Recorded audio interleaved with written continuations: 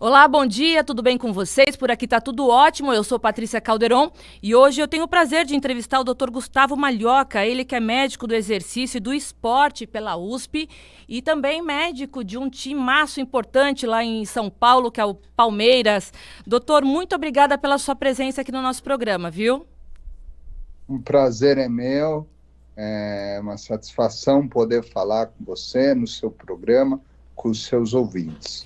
Eu falei um timaço de São Paulo, mas não é o Corinthians não, é o Palmeiras, né?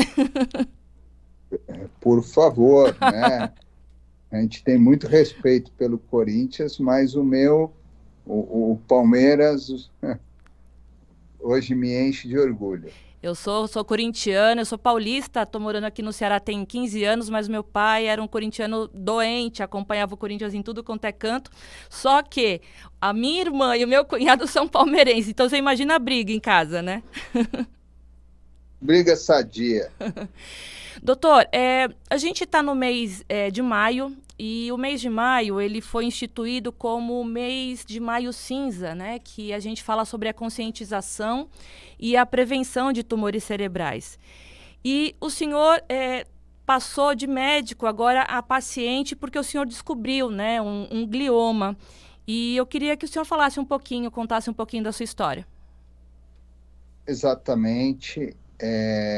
A minha história com o glioma ela se inicia em março de 2020, quando num dia eu desci com a minha filha para brincar na piscina do prédio e neste dia vi alterações motoras no meu corpo. Na sequência, procurei um serviço de saúde para fazer exames, e aí no exame de imagem, no exame cerebral, uma ressonância, detectou-se a presença de um tumor, né, como a gente já antecipou, um glioma, e já o glioma do tipo 4, localizados nos núcleos da base do cérebro, e desde então a minha rotina, além de conscientizar as pessoas, dividir esta briga que é você ter um câncer e querer, acima de qualquer coisa, viver, o que foi o meu diagnóstico e como eu lido com isso. O senhor é uma pessoa que trouxe muita perseverança, né, pelas entrevistas que o senhor tem dado. Imagino que tem essa força de querer viver realmente, esse otimismo, né, ajuda também. Esse otimismo eu imagino que ajuda também no tratamento. Eu fui cuidadora do meu pai, o meu pai também teve um glioma de alto grau. E a gente sabe que essa notícia, né, do diagnóstico é um baque não só para o paciente, como para a família. Eu queria entender como que o senhor lidou no início, quando pegou o diagnóstico. Eu, sendo muito realista, logo no primeiro momento, a minha ideia foi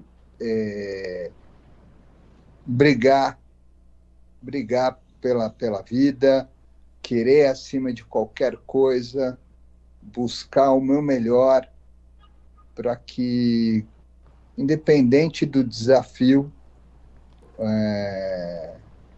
eu conseguisse ficar o máximo possível ao lado da minha família.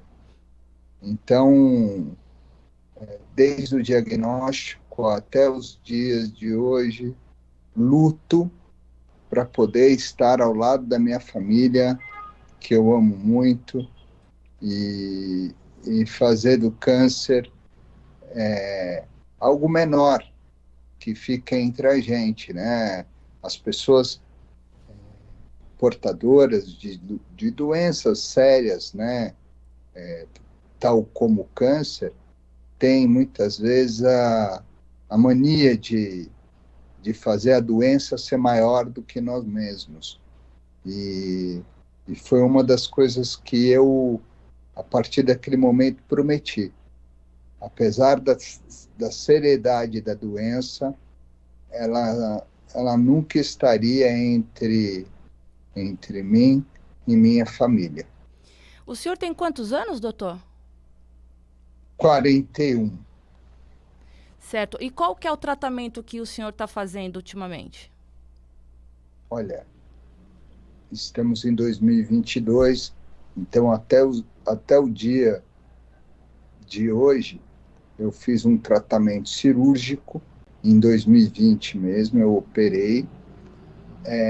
Depois desse tratamento, eu passei por radioterapia, depois somente quimioterapia, e hoje em dia o meu tratamento é um tratamento medicamentoso, mas não tenho mais nenhum tipo de tratamento fora isso. E eu li uma entrevista que o senhor concedeu para o UOL, que o senhor também buscou tratamentos alternativos como o canabidiol, né? E eu sei que meu pai também, eu passei a fornecer o canabidiol para o meu pai porque ajudava muito na questão das convulsões e relaxava bastante as dores. O senhor continua com o tratamento de canabidiol? Sim, E, eu sou um usuário de CDB, uso regularmente e tem um efeito muito bacana para mim. o senhor acredita, como médico, né, nesses tratamentos alternativos, doutor? Eu acredito bastante. A gente conhece a medicina e a medicina ela é importante para a gente, mas vai muito além disso, né? Medicina vai muito além dessa medicina baseada em evidência que a gente pratica no nosso dia a dia. Então, a gente, na visão do paciente, no lugar do médico, a gente tem que estar sempre aberto a aprender, aberto a novas práticas, justamente porque a qualquer momento as pessoas podem te surpreender com a terapêutica, com tratamento alternativo. Isso é bem interessante eu digo até no papel médico, é bem construtor. E eu li também que o diagnóstico transformou um pouquinho também a vida do senhor, não somente pessoal, como profissional, né? O doutor Gustavo hoje, ele é um médico mais empático, mais leve. Qual foi essa modificação que o senhor sentiu que o diagnóstico trouxe para o senhor nessa parte profissional? Eu acho que você foi bem feliz na tradução do Gustavo médico. Eu não digo que eu era menos ou mais simpático. Isso não. Né? Isso é da nossa natureza. Gostar ou não de ser médico, também muito menos.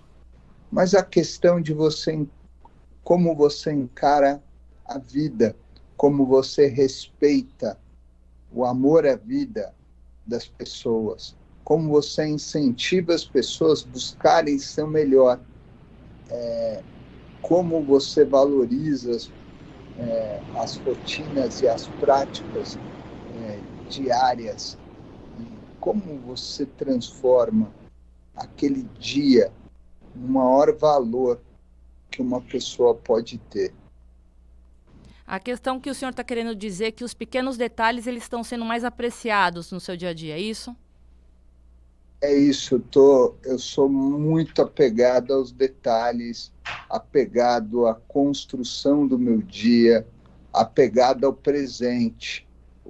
Hoje ele é muito mais importante do que despejar tudo no futuro, como a gente costuma fazer, né? A gente acredita muito no futuro. E hoje eu sou uma pessoa focada no presente. O senhor é pai de duas menininhas lindas, né? Eu tô certa? Quais são os nomes delas? Um casal. Ah, é um casal? casal. A Desculpa. Paola, mais velha, e o Luca, o mais novo. Ah, eu achei que fossem duas menininhas, me desculpa. Então é o Luca e a Paola.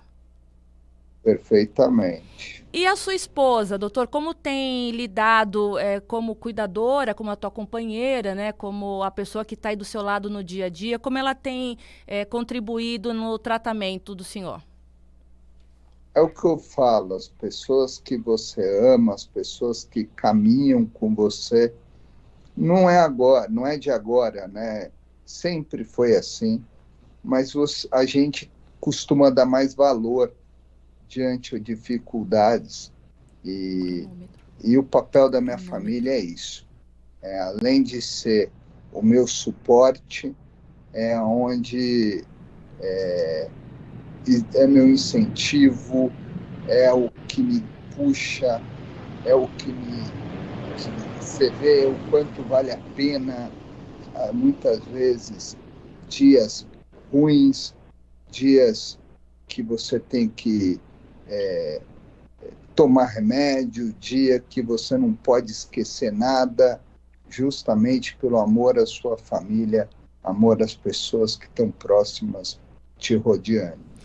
Doutor, eu li também que o senhor teve algumas sequelas pós-cirurgia, né?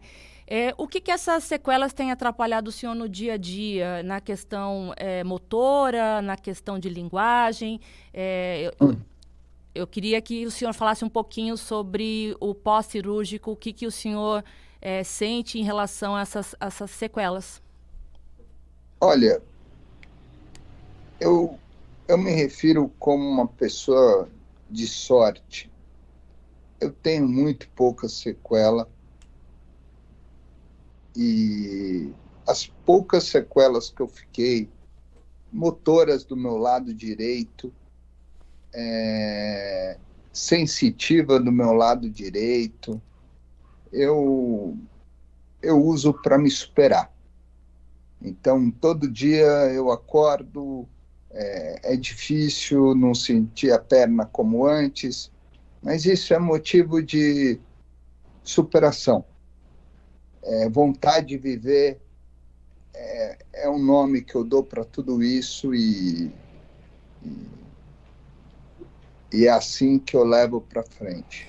E dá para perceber que o senhor tem um raciocínio até rápido na hora de falar, né, de responder, porque geralmente quem faz essas ressecções, né, tumorais no cérebro, tem também um pouquinho de sequela na questão da fala ou na questão do raciocínio, e eu percebo que, graças a Deus, o senhor tem um raciocínio rápido nas respostas, né, isso é bem interessante.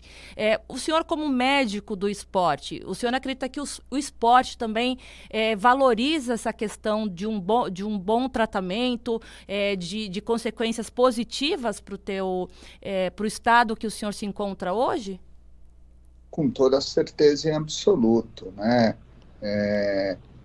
Qualquer prática valoriza que o paciente se encontre melhor Vai do lá, que ele fala. está. Eu acredito muito nisso. A minha prática, eu ainda sou médico atuante, gosto do dia a dia, e a minha prática toda é em cima de um melhor bem-estar, independente da ciência que se usa. A minha ciência hoje é a atividade física. É com ela que eu acredito. Atividade motora, atividade física, as pessoas se mexerem, respeitarem o teu corpo e, mais do que isso, quererem que o corpo gere tratamentos, gere situações de cura, mas sempre pensando de uma forma positiva, pensando e valorizando a vida. E eu posso falar, né, com todas as letras, que o senhor tem um time inteiro a seu favor, né, doutor? Como que os amigos do Palmeiras receberam a notícia? Como eles têm colaborado, contribuído no dia a dia do senhor? O Palmeiras é um clube que, desde o meu primeiro instante que eu diagnostiquei o meu problema, deu suporte, deu apoio, e esteve ao meu lado. Não é porque é meu centro de trabalho, mas eles foram fundamentais por tudo, né? Por esperar, por respeitar, por fazer daquele ambiente um ambiente familiar, não só um ambiente de trabalho. Isso foi extremamente importante para mim, né? Hoje eu continuo como integrante do departamento médico, feliz, trabalhando, me sentindo útil ao lado dos atletas, da comissão técnica, da diretoria, e, ao mesmo tempo, me enchendo de sonhos e querendo buscar cada dia que passa esses sonhos. Doutor, os médicos, cientistas, né, a área da medicina, os profissionais, eles costumam ser mais céticos e práticos, né, até porque a profissão exige isso. Mas eu li também que o senhor conheceu também agora esse lado de fé, estando do outro lado como paciente, né? Esse despertar da fé para o senhor tem sido positivo? O senhor tem se apegado em quê para poder lidar com tudo isso? Porque, embora esteja tudo bem com o senhor, é um diagnóstico que traz adversidades no dia a dia, eu imagino, para o paciente, né? Então, eu queria entender esse lado do senhor, como que o senhor tem desenvolvido. Eu acho que, antes de qualquer coisa, como você disse, é saber que estamos aqui buscando o nosso melhor, fazendo o nosso melhor, primeiro para viver com as pessoas que amamos, que estão ao nosso lado, valorizando essas pessoas, e depois trazendo para o próximo, né? Para o paciente, para o amigo, para o grupo de pessoas, o seu melhor. E muitas vezes é uma palavra de incentivo, é uma experiência positiva, é uma esperança ainda maior. E eu me sinto hoje isso, uma pessoa com experiências que eu possa dividir para fazer pessoas terem mais força e garra em buscar o seu melhor. E eu participo de alguns grupos, doutora, a gente até conversou nos bastidores, né? Porque quando eu fui cuidadora do meu pai, eu precisava entender um pouco da doença, né? Então, até como filha de paciente, como jornalista, eu quis saber tudo sobre o glioblastoma, no caso, que foi o do meu pai, né? Eu estudei muito, li muito sobre terapias alternativas, sobre pesquisas que estão super avançadas, embora em 100 anos não tenha tido nada que realmente fosse direcionado ao combate dos tumores cerebrais. Mas eu queria entender se o senhor está otimista com pesquisas sobre imunoterapias, né, tratamentos alternativos, como o canabidiol. Tem também o álcool perílico, que é uma substância que está sendo estudada no Rio de Janeiro, que é a base de frutas cítricas, que o paciente, ao inalar essas frutas também, esse líquido ajuda também até na diminuição de alguns tipos de glioma. Eu queria entender se o senhor acredita na ciência. Poxa vida, claro que acredito todos os meus dias, com muita força, que a ciência, primeiro, né, a ciência baseada em evidência científica, ela é importante, mas também nessa ciência que todos os dias a gente busca na natureza nossa, né, eu acredito muito.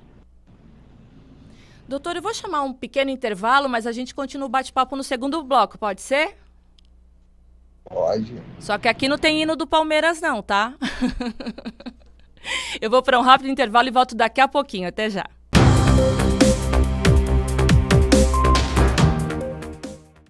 Olá, estamos de volta ao vivo aqui no seu Jornal da Manhã, entrevistas especiais. Hoje eu recebo o Dr. Gustavo Malhoca. É Malhoca que se pronuncia, né, doutor?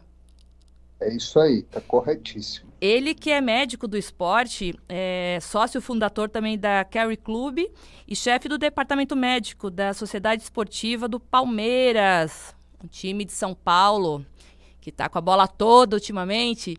Doutor, a gente brincou um pouquinho no início, né, falando que essa questão do amparo de amigos, de familiares, e todo esse amor que o senhor deve estar recebendo, né, não por piedade ou por pena, mas por saber que o senhor tem pessoas que gostam do senhor e querem o senhor por perto, né? Isso dá energia para o senhor a todos os dias, acordar cedo, ir para trabalhar e, ao mesmo tempo, tratar, no caso do câncer, e ainda se dividir como pai, como marido. Como que é essa rotina? É o que você falou, né? A sua energia maior é a energia de você querer estar ao lado das pessoas que você ama. Daí é a fonte de onde você busca, está sempre ativo, sempre querendo o tratamento, fazendo o seu melhor, justamente pelas pessoas que você ama. Então você descobre que o amor pelo próximo não é amanhã, é hoje. A gente hoje tem que fazer o nosso melhor, dar o nosso melhor para poder receber. Isso eu aprendi muito e tento buscar todos os meus dias. Doutor, a alimentação do senhor mudou? A gente sabe que os pacientes oncológicos, né, eles precisam estar bem, né, organicamente, né, a gente fala, cortando alguns elementos aí que não fazem muito bem para a saúde, nem dos pacientes oncológicos e também das pessoas que não têm o câncer, mas eu queria entender se o senhor modificou algo no seu cardápio, o senhor que já é um médico direcionado ao esporte, eu imagino que tem essa preocupação com a alimentação também. Olha, eu restringi ainda mais a ingesta de alimentos ricos em açúcares, né? Então, eu tento restringir ao máximo o que a gente chama de carboidrato de alto índice glicêmico, que é aquele carboidrato que gera pico de insulina. Eu tento fazer com que minhas células não tenham que o tempo inteiro interpolar picos de glicemia através da secreção da insulina. Eu tento manter minha insulina o mais baixo possível. E aí, essa é a minha alimentação. Não faço nenhum tipo específico, né? As pessoas tentam rotular o tipo de dieta que você faz. Não é a minha característica. A minha maior característica é não buscar rotular a saúde, e sim buscar o melhor da minha saúde. O açúcar, se for ver bem, não é bom para ninguém, né, doutor? Então, para viver mais saudavelmente, o açúcar refinado branco deve ser realmente... Eu deletei da minha casa, meus filhos também não... O açúcar branco refinado não está dentro de casa. É evidente que criança quer comer um docinho aqui, outro acolá, mas a gente tenta também inserir doces mais saudáveis, né? Porque realmente o açúcar faz mal. Agora, para o paciente oncológico, o açúcar, ele traz que tipo de prejuízo? Só para quem está em casa entender. Na verdade, foi se comprovando que a célula cancerígena ela tem maior avidez ao açúcar que a célula normal. Então, à medida que você tem uma dieta rica em açúcar, principalmente esse açúcar, né, de índice glicêmico elevado, você está favorecendo o metabolismo de células cancerígenas. E, doutor, Além do açúcar, né, o carboidrato no geral, muitos pacientes e cuidadores, o senhor falou que é contra essas dietas malucas, cetogênicas, até porque o paciente oncológico ele também precisa de energia, né? Então, essas dietas mais radicais, elas podem atrapalhar o tratamento? Eu queria que o senhor respondesse como médico. Olha, eu respeito muito, mas no meu caso, eu percebi exatamente isso. Quando se rotula, a melhor é tal, tal, tal, você muda muito as características das pessoas. Tem pessoas que se adaptam muito facilmente a determinado tipo de dieta. Tem outras que precisam de grandes modificações.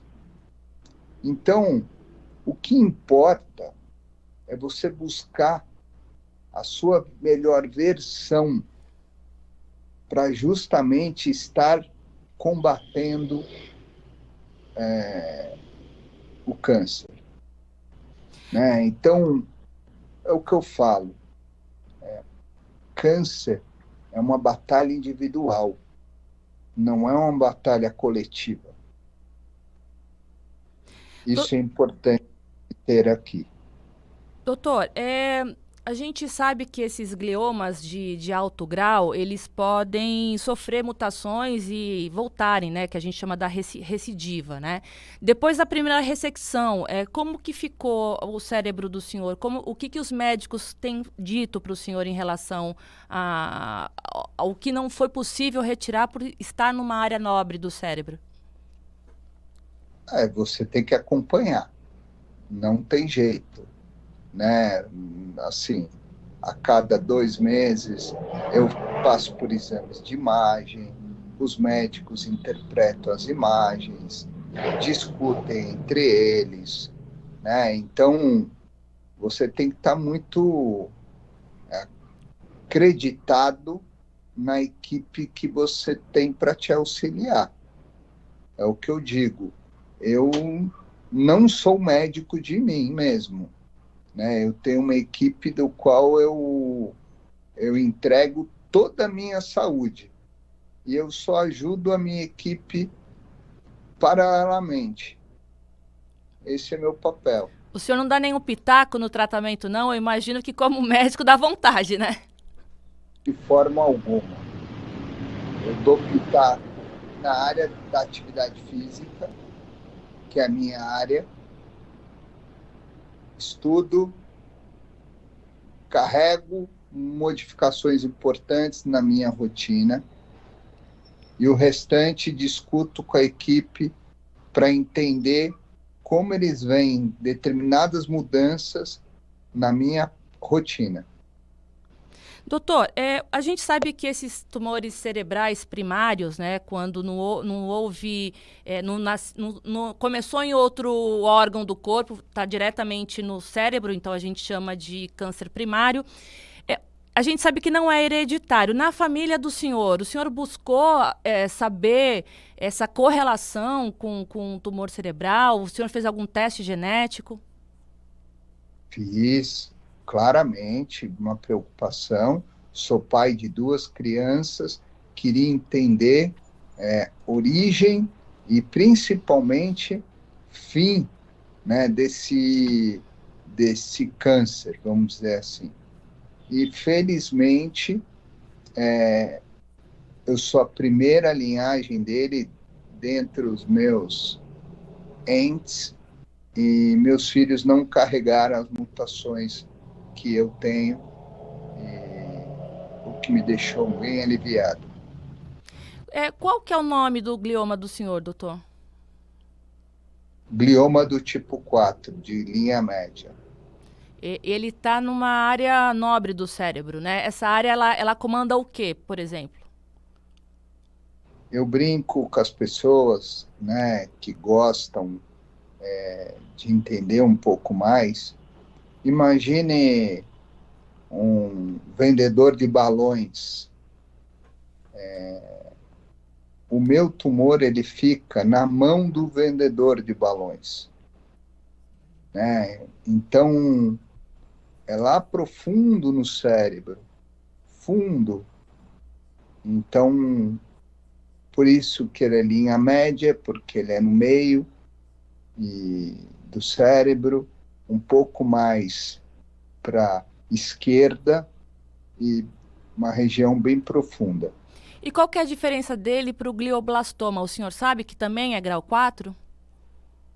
Não, na verdade, o glioblastoma é um nível acima do meu, né? A medicina classifica os gliomas em glioma do tipo 1, 2, 3, 4, glioblastoma, né? É assim que a medicina classifica os gliomas, vamos dizer assim. Doutor, eu queria fazer uma pergunta, mas o senhor fica à vontade para responder, tá? Mas o senhor sentiu medo de partir? Sentiu medo de não voltar da cirurgia? Esse sentimento de medo em algum momento aconteceu com o senhor? Olha, se eu falar que eu não senti medo, eu estaria mentindo, né? Eu acho que o ser humano é justamente ter medos, né? Medo de morrer faz parte, é inerente a gente. A questão é que a vontade contrária, a vontade de viver, a vontade de dar um beijo nos filhos, a vontade de dizer eu te amo para a esposa, ela é sempre maior. Então, todos os dias, quando eu vou deitar e eu estou triste, quando a gente está com problema, que os sintomas ficaram mais intensos naquela semana, eu penso muito na minha família, penso muito nas pessoas que eu gosto, na minha missão aqui nessa vida, e isso para mim é a causa principal de eu estar aqui, né? Não fico me tentando focar no meu sintoma, tentando focar no meu diagnóstico. Isso é o de menos, né? É o que eu aprendi nesse tempo convivendo, né, com esse diagnóstico. Mais vale o amor por um dia do que tentar organizar uma vida sonhando. Bela frase. E eu quero fazer uma pergunta se o senhor tem muitos sonhos e quais são eles? Olha, de verdade, eu tenho sonhos de viver o agora, de poder dizer para minha esposa que eu a amo muito, de dizer aos meus pais o quanto eles foram importantes para mim, o quanto eles são bem-vindos na minha vida. Em dizer para minha irmã que ela é importante para mim. Eu acho que isso é muito importante, muito mais firme do que você querer ter uma vida toda pautada em sonhos, em projeções, do que você querer falar para as pessoas que estão próximas a você o quanto elas são importantes. Muito bem, é isso mesmo. E ainda mais depois dessa pandemia, né, doutor? Que nós todos já somos sobreviventes, né? Porque a pandemia levou muita gente, né? E uma doença que até hoje intriga os médicos e a gente está aqui tentando sobreviver a tudo isso também. E eu imagino que, para mim também, o pós-pandemia, para mim, fez eu repensar muita coisa, né, em relação a... Eu sou muito ansiosa, né, então eu sofro de ansiedade, tenho transtorno obsessivo-compulsivo, tudo causado pelo estresse, pela ansiedade. A minha profissão, né, me trouxe também algumas sequelas em relação a essa questão de transtornos mentais. Então, a gente precisa parar, desacelerar, né? Respirar, saber que eu sou mãe também de 2 filhos, de um casal, tenho um marido e eu só pensava em trabalho. Então, eu estou contando um pouquinho disso porque me fez recordar justamente o que a pandemia também trouxe para as pessoas repensarem a vida, né? No caso do senhor, desacelerou um pouquinho também, porque eu imagino que a sua vida profissional como médico deve ser pior do que de jornalista, né? É uma área que tem que estar lá atuante. E o senhor desacelerou um pouquinho para o bem-estar pessoal e familiar? Eu não digo que a minha vida era melhor ou pior do que um jornalista, do que um jogador. Eu acho que todo mundo, como você colocou bem, todo mundo tem estresse, todo mundo tem um ritmo de vida que, quando se para tentar entender tudo aquilo, começa a enxergar prejuízos que nós causamos muito à nossa saúde. E o Covid nos mostrou isso, né? Como um dia você está ali normal, sai de casa, usa uma máscara, e aí no mesmo dia você pode voltar para casa com uma doença infecciosa. Na sua maioria, ainda bem, as pessoas bem, apesar do estado infectado, mas para outras pessoas com sintomas, com riscos. É exatamente o que a gente aprende da vida, né? Não tem essa de garantido, né? Não tem essa de, para mim, não vai acontecer. Basta estar aqui, né? Basta estar vivo para poder, de repente, ter algum problema. E aí eu conto muito para as pessoas que, apesar de eu ser um médico que fala em saúde, tinha problemas graves, né, em manter minha saúde. Era estressado, dormia pouco, trabalhava muito, e tudo isso, querendo ou não, atuam na hora de construção desses grandes desafios que acabamos tendo que enfrentar.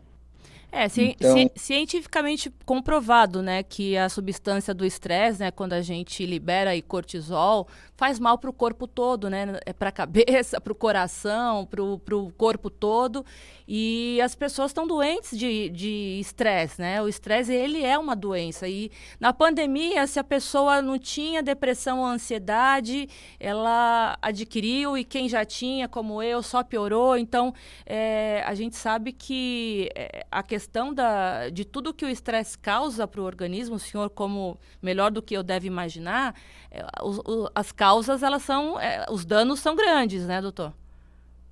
até o próprio, né, a gente está falando dele, né, do câncer, pelo mês da saúde, e ele com certeza tem uma relação direta com o nosso estilo de vida.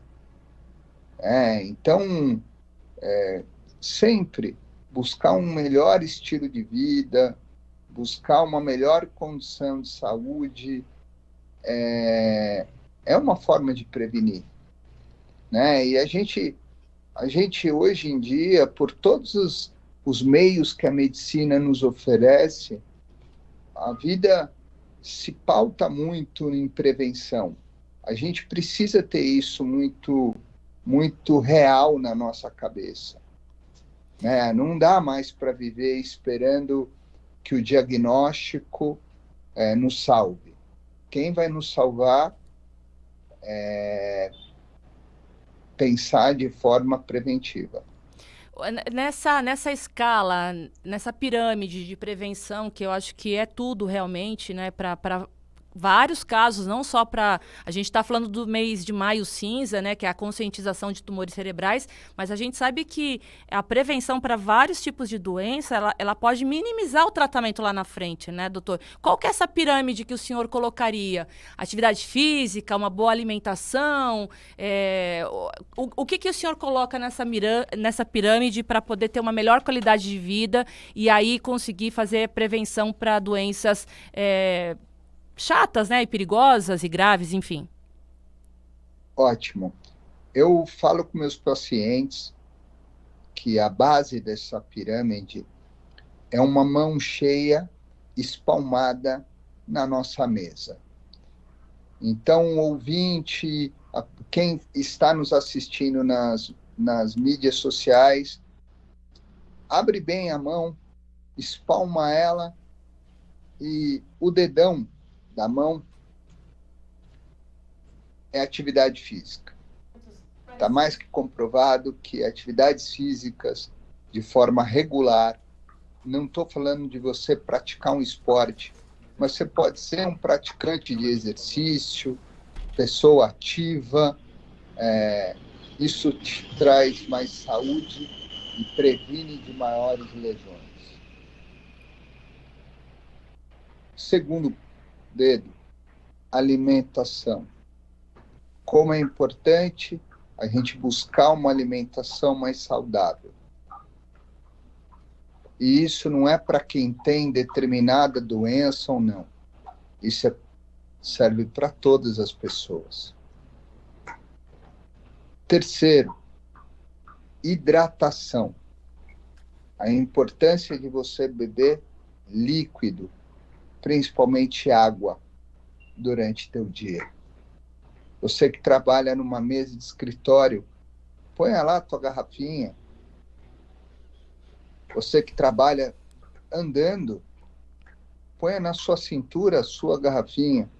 Mas é importante que você carregue contigo líquido, para que seu corpo esteja sempre hidratado. E, ao mesmo tempo, nessa mesma linha, se você gosta de se divertir, e isso envolve o uso de bebidas alcoólicas, use de forma moderada. Não abuse. O quarto dedo, sono. Higiene do sono. Procure dormir 7 a 8 horas por noite. Dormindo num lugar arejado, um lugar confortável, onde teu corpo consiga, de fato, se recuperar e renovar as energias do dia seguinte. E quinto, cuide da sua saúde mental. É extremamente importante que as pessoas cuidem da cabeça. Então, se divirtam, sim, mas sempre com parcimônia, sem excessos, sem ir no seu limite, justamente saúde para o seu dia a dia, para a sua rotina. Doutora, a gente está no final. O que eu falo. Desculpa, pode falar. É o que eu falo para todas as pessoas. A base da sua pirâmide é fundamental para a construção da sua qualidade de vida. Perfeito. A gente está no finalzinho, foi um prazer conhecer o senhor. Eu já tinha lido a história do senhor em várias mídias, né? Eu me identifiquei demais, até por conta do que eu vivi também, né? Como cuidadora do meu pai. Queria parabenizar o senhor por esse otimismo, por essa perseverança, por essa vontade de viver, que eu tenho certeza que isso contribui demais no tratamento. E para finalizar, eu queria que o senhor deixasse uma mensagem para pacientes e cuidadores que passam pela mesma situação que o senhor. Eu acho que,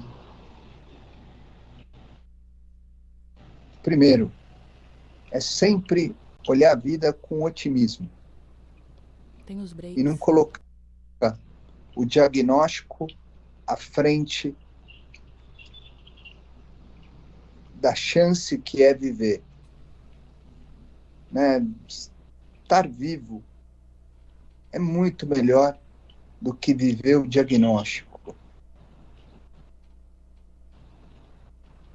Então, o que eu falo para as pessoas que têm um câncer e para as pessoas que não têm diagnóstico algum é que viver é muito bom.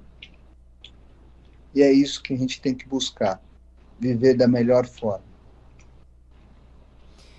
Obrigada, doutor Gustavo. O senhor realmente é uma inspiração para todos nós. Eu tenho certeza que todo mundo que está acompanhando a gente pela rádio, Jovem Pan News Fortaleza, pelo YouTube, pelas nossas redes sociais, está ligadinho aí na entrevista. E quem perdeu pode buscar depois no podcast e também no YouTube. Muito obrigada pela sua participação aqui no meu programa. Eu que agradeço. Foi um prazer poder falar com vocês. Abraço, doutor Gustavo. Um grande abraço. Fica com Deus. Tchau. O Tchau, Jornal tchau. da Manhã Entrevistas fica por aqui, mas a gente volta sábado que vem com mais uma pauta interessante aqui, diretamente da sua Jovem Pan News Fortaleza. A gente se vê. Tchau.